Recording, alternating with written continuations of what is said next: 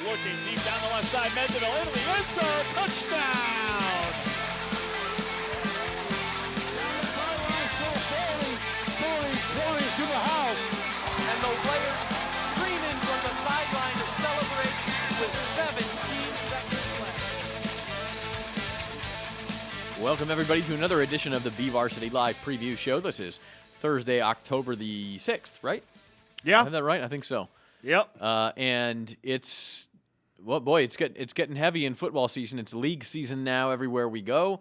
The other sports are gearing up too. Volleyball is only a few weeks away from the playoffs now. Cross country and tennis are even closer than that. Yeah, tennis. I mean, you look at like Garces. League championships next week, right? Yeah, Garces could wrap up an undefeated season with a win today, and then beating Stockdale in the finale on Monday. So yeah, that's crazy. And then next weekend will be the individual championships, and they get into the playoffs the week after that. So here we are. The fall season is into the postseason in some sports, and football is still about a month away from that. But the league season obviously tremendously important, and some big games this weekend as the Southwest Yosemite League gets going. The big one, of course, Bakersfield and Garces. That game being played at West. A couple of teams down a quarterback, but still very much in contention to win a championship in this league.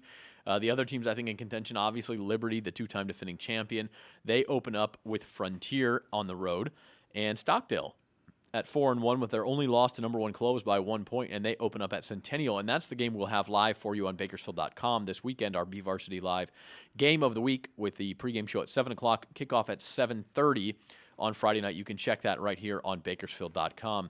And then elsewhere, other league, other news in leagues as John walks behind you, Trevor. There, and ooh, you're moving. It's sexy. It's. I think we should just go plaid background for you all the time. That's just how we should do it. There it is. It's a beautiful thing. We are so professional on days like this. Oh, I love it. And that's me talking, by the way. Yeah. One of the most unprofessional people you'll ever meet in your life. Record that, please.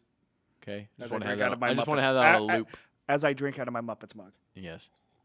Just wait for your review. Okay. Now. I'm older than you. Remember that. Don't even get me started. Don't even get me started. Are you trying to say you're larger than life? No. Okay. No. All right. Not after the conversation we had at lunch today. Yes. No. Well, I know that's what you were referencing. But anyway, so the big news away from the fields and gyms and pools and all those things this week is league realignment coming up possibly. Well, it will come up in one form or fashion. Not next year, but the year after that, the 2018-19 school year. So we're still a couple years away. The kids who are competing now, most of them will never deal with this, although some of the sophomores we see out there as seniors will have possibly a new league to be in. And the big news is the Kern High School District has proposed that Ridgeview replace Garces in the Southwest Yosemite League. However, there are other proposals out there that want to keep Garces in the Southwest Yosemite League. Most notably coming from Garces. They would like to stay there. Bakersfield Christian also has a proposal that leaves Garces in the Southwest Yosemite League and moves both of the private schools, by the way, would like to see BCHS moved into the South Yosemite League. Everybody agrees that East ought to be moved into the SEYL, and I think that's the one thing that is almost 100% going to happen, that East will move from the SYL into the SEYL, barring some unforeseen change. It sounds like even East is on board with that move to move into the SEYL. I mean, why not? It's other East Side traditional it's rivals. All East Foothill, Side. Highland, teams they played for 40 years. Yeah, and when you consider, obviously I'm an outsider, and and I still consider kind of anything east of the 99 being the east side of Bakersfield. And that's fine if you disagree with me. I'm probably wrong in that.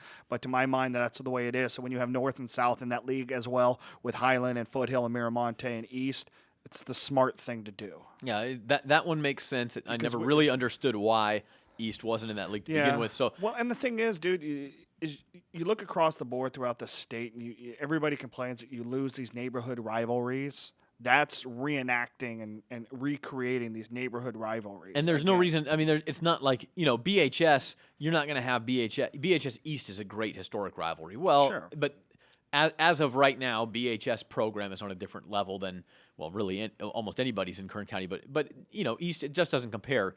School size, if you look at seabeds, if you look at socioeconomically, if you look at just what they've done on the field, you're not going to recreate that rivalry. But this one makes too much sense to have East be in that league. With those schools, with Foothill, with Highland, with Miramonte, North and South. Yeah. Schools they've played for a long time, especially in the cases of Highland, Foothill, North and South. as for Ridgeview and Garces and Bakersfield Christian and what you do with these schools, and the current high school district's proposal had Delano going into the SYL rather than Bakersfield Christian, which is really kind of, I'll admit I had not thought It's of a that head one. scratcher. It makes sense in some ways. Delano's always been in the Yosemite League. They would like to be associated with the Bakersfield area, with the Kern County market, more than the Tulare, Visalia markets, Porterville But markets. why not be associated with the two other teams? Yeah, it makes two other sense to a schools in certain town? extent.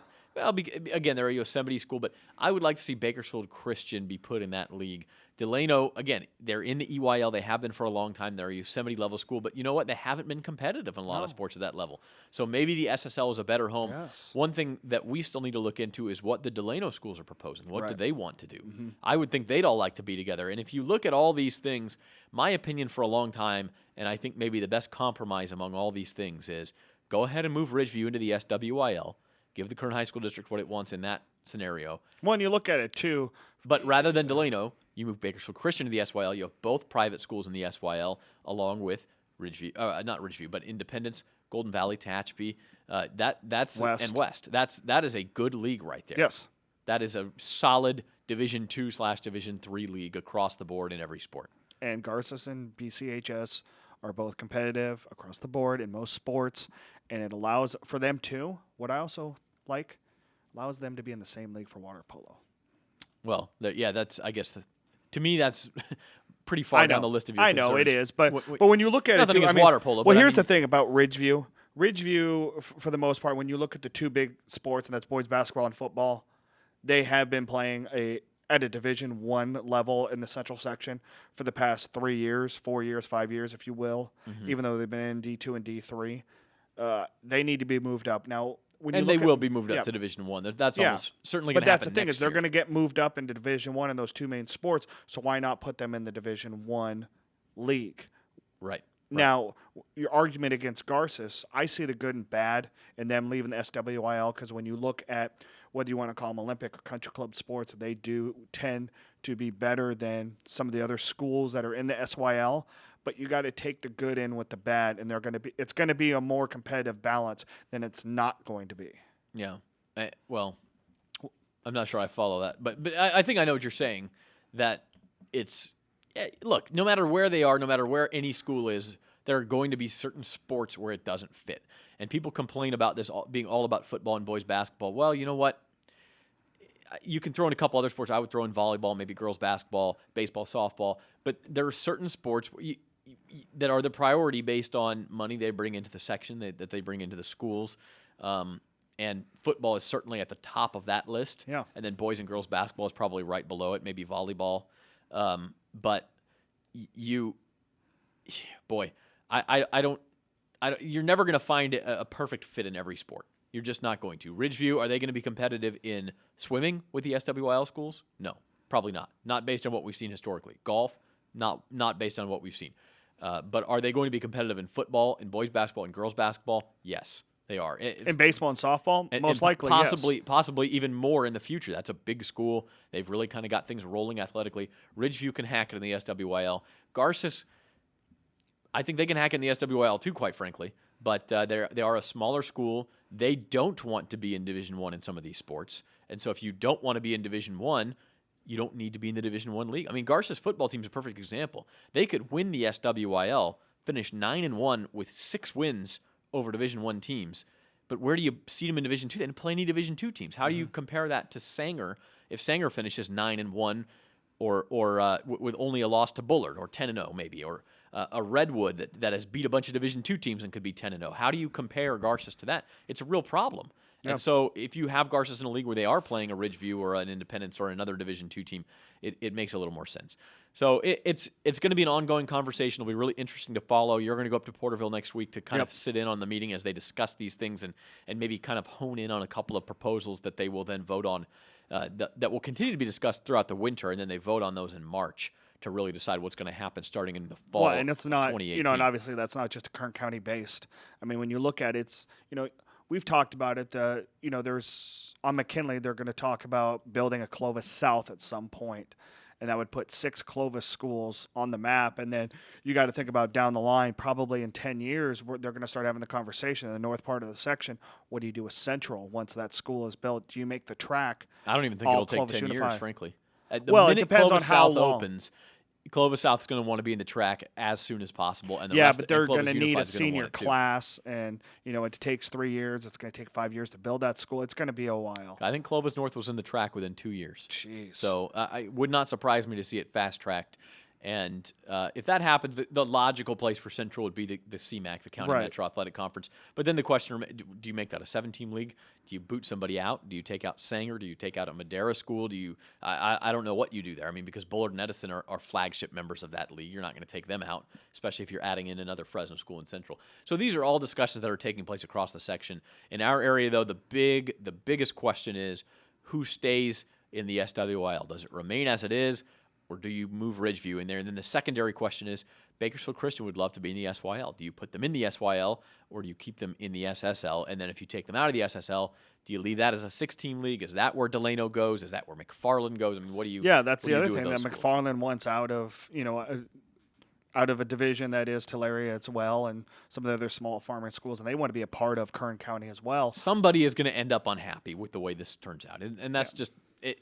It just depends on how the section votes, how the board of managers votes come March. What was your idea about the SSL making an 8-team league Well, and if you splitting them up? so here's my thought is if you can move Garces into the SYL with Bakersfield Christian, as I mentioned earlier, kind of that compromise. Ridgeview goes up to the SWYL. You have an SYL that has Garces, Bakersfield Christian, West, Golden Valley, Independence, and Tehachapi. You move east over to the SEYL, as we talked about. That leaves the SSL, as we're speaking right now, at 6 teams because you took BCHS out. Why not add Delano, put it with the other Delano schools? McFarland wants to get in. That makes an 8-team league. That's a little bit too big, especially for football. You don't want to have 7 of your 10 games taken up by league games. So split it into 2 divisions. You have a northern division, the 3 Delano schools plus McFarland. And then you have a south, I guess I say south, I mean Wasco would still be in it, Shafter would still be in it, along with Taft and Arvin. And so you each year in football, you play all 3 teams in your division, and you have 2 crossover games. So you're playing 2 of the 4 teams, and those rotate each year, which 2 you play. You have a 5-game league schedule like everybody else does. My only concern with that would be if you look at those schools, the North Force schools that you just talked about, usually hang around in the D4, D5, D6 area, where the southern schools are hanging out in the D3, D4 area. So you've got a stronger base in the south than you do in the north. I don't think there are, at least speaking of football, there are no SSL schools in Division III other than Bakersfield Christian. I don't believe. No, you're Wasco was for a couple of years, but That's they're right. back in Division That's 4. right, they are back in so Division 4. The biggest problem with that proposal would be McFarland's a much smaller school than, say, Delano High School. It's almost only half the size. But you know what? If McFarland wants to get into the SSL, that's sort of the issue you're going to be dealing with. Delano would be the biggest school in the SSL for sure, but 1,500 is not enormously big. Tehachapi was in the SSL for a long time at 1,300. So it's not that big of a difference, and maybe you can kind of make that work competitively. So, hey, we'll take a break. When we come back, we're going to hone in. We talk about divisions and competitive equity and all these things. We'll talk about one school and one program that is really greatly affecting. That's McFarland Cross Country. Trevor had a great takeout piece on Sunday's A1 page of the Californian. Speaking of cross country, we haven't talked about who our guests are today. 2 of them are in the house already. It's all cross country for the middle 2 segments. Yeah, you can find that story that before Trevor interrupted me. You can find his story on Bakersfield.com still, and then as he mentioned, we'll have cross country guests in the 3rd segment of the show. So cross country is a sport we haven't spent a lot of time with yet this year. We're going to today. When we come back, we'll take a look at McFarland Cross Country and catch up with one of the more historic programs in Kern County right here on BVarsity Live.